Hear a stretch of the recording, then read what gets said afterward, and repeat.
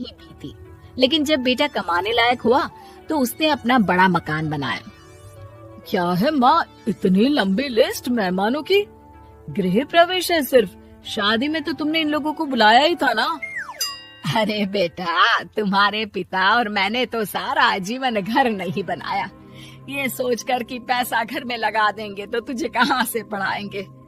अब बेटा, घर जैसी खुशी में मैं उन लोगों को कैसे भूल जाऊं जिन लोगों के साथ मैंने पूरा जीवन काटा। तभी वहाँ बहू आ जाती है। क्या माँ जी, कैसी बात कर रही हैं? बुआ जी, चाची जी, उनकी बेटियाँ, ससुराल वाले सभी तो आ रहे। मैंने उनकी लिस्ट सुमन से पूछकर तैयार कर ली है। हाँ बेटा, ये लोग तो रिश्तेदार हैं, इन लोगों को तो बुलाना ही है। लेकिन जिन लोगों के साथ मैं किराए के मकानों में रही, वो मकान मालिक, वो पड़ोसी, उन्हें कैसे भूल सकती हूँ। माँ, लेकिन वो नीलम आंटी को तो मत बुलाना, बड़ा ही लो स्टैंडर्ड साउंड करती है वो। हाँ माँ, और वो किरण को भी। उनका पति और बेटा खाते कितना है। और नहीं तो क्या, शादी में भी 2000 रुपए वाली प्लेट में दनादन खा रहे थे।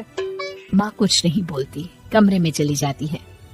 तुम्हारी माँ के तो चोचले ही अलग है, न जाने लोगों को क्या बताना चाहती हैं। अरे आस पड़ोस को तो ऐसे पूछ रही है जैसे कि रिश्तेदार। हाँ, जानता हूँ माँ को, वो किसी से जुड़ती है तो दिल से जुड़ती है। वैसे बात करता हूँ उनसे। सभी अपने अपने काम में लग जाते हैं। सास को नींद आ जाती है और वो सो जाती है। लग रहा है कि गुस्सा होकर सो गई। कपड़े भी अपने बाहर फेंक कर गई हैं।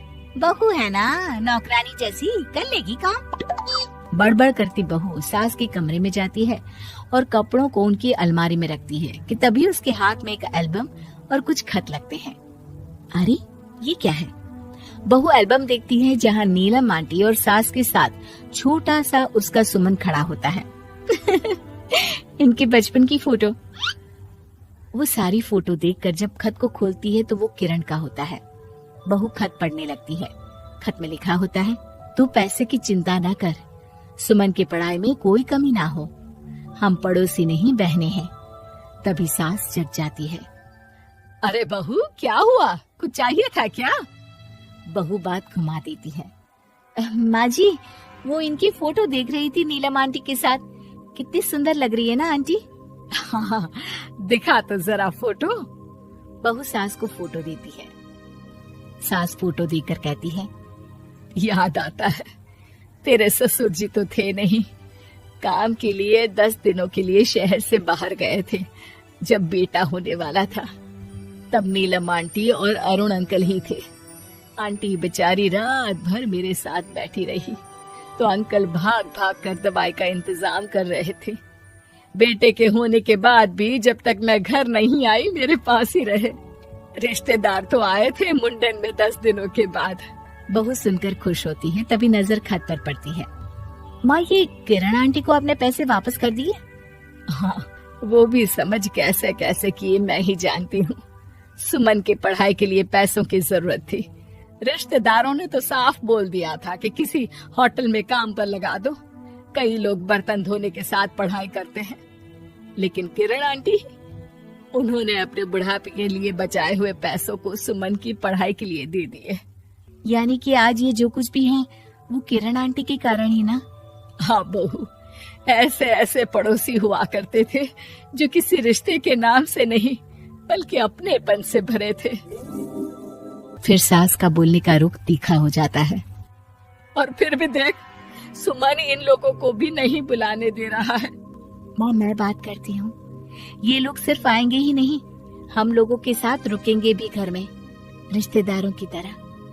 सास बहू बेटे से पूछकर एक एक घर जाकर पड़ोसियों को एक दिन रहने का न्योता दिलाते हैं। और फिर वो दिन भी आ जाता है जब घर में गृह प्रवेश होता है। अरे हम लोगों का कमरा कहाँ है? बड़ा कमरा देना हम लोगों को, खुला खुला। सुमन परेशान हो जाता है कि वो क्या करे, कहाँ किसका सामान रखे, कि वहीं किरण पड़ोसन आ जाती है।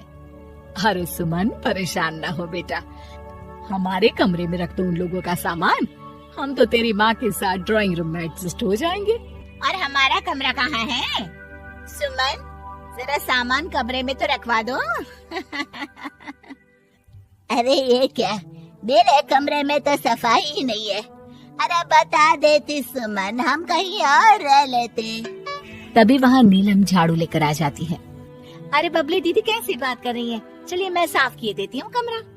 वहीं मामी जी भी आ जाती हैं। अरे सुमन दीदी, सबसे छोटा कमरा हम लोगों को ही देना था क्या? मायके की कोई परवाह नहीं है। वो मामी जी, किरण आंटी और नीलम आंटी की फैमिली एक ही कमरे में है ना, तो इसलिए आप और मामा दो ही तो लोग हैं। तो मामी तो बहू के मुंह से ये बात सुनकर गुस्से से लाल पीली हो जाती है।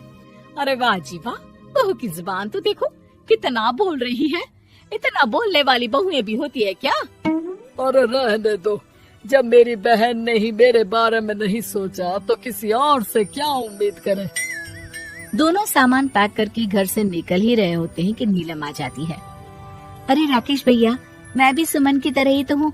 आप तो हम लोगों को इतने साल से जानते हैं। हाँ, तुम लोग तो मेरी बहन से चिपकी रही गोंद की तरह। खैर कोई बात नहीं, रहो बड़े कमरे में। तभी अरुण वहाँ आ जाता है, जो नीलम का पति है। अरे अरे भाई साहब, थोड़ा तो वक्त दीजिए, हम सारे छोटे कमरे में शिफ्ट हो रहे हैं। सारे पड़ोसी छोटे कमरे में चले जाते हैं और मामा मामी बड़े कमरे में। बहू चाची के कमरे से बाहर निकल रही होती है कि देखो कैसे बड़ा मकान बनाकर इतरा रही है। अरे जब हम लोगों ने कहा था कि घर बनवा लो, तब तो लड़के को पढ़ाने की पड़ी थी। इतना पैसा रखी थी, महंगे कॉलेज में पढ़ाया, तब बात मानी होती तो सस्ते में मकान बन जाता। बहू आगे जाती है जहाँ दोनों पड़ोसन भी आपस में बात कर रही थी। मानना पड़ेगा सुमन को, बहुत ही समझदारी के साथ चली। बच्चों की जिम्मेदारी को सबसे ऊपर रखा, रिश्तेदारों के साथ भी पूरा निभाया। नहीं तो आजकल के रिश्तेदार। अरे सुमन के लिए तो हम हमेशा ही खड़े हैं। बहू तभी मामी के पास जाती है, जहाँ वो मामा से कह रही होती है, बस अब आ गए इसके घर। अब तो ये रो रो कर भी बुलाएगी तो मैं ना आऊं। कैसे कमरे में रखा हम लोगों को। सुमन भी ना किसी काम की नहीं है। बहू सभी को देख समझ रही थी। रिश्तेदारों के नखरों के बीच पड़ोसियों का प्यार। वो देखकर समझ जाती है कि सास के असली मेहमान कौन है।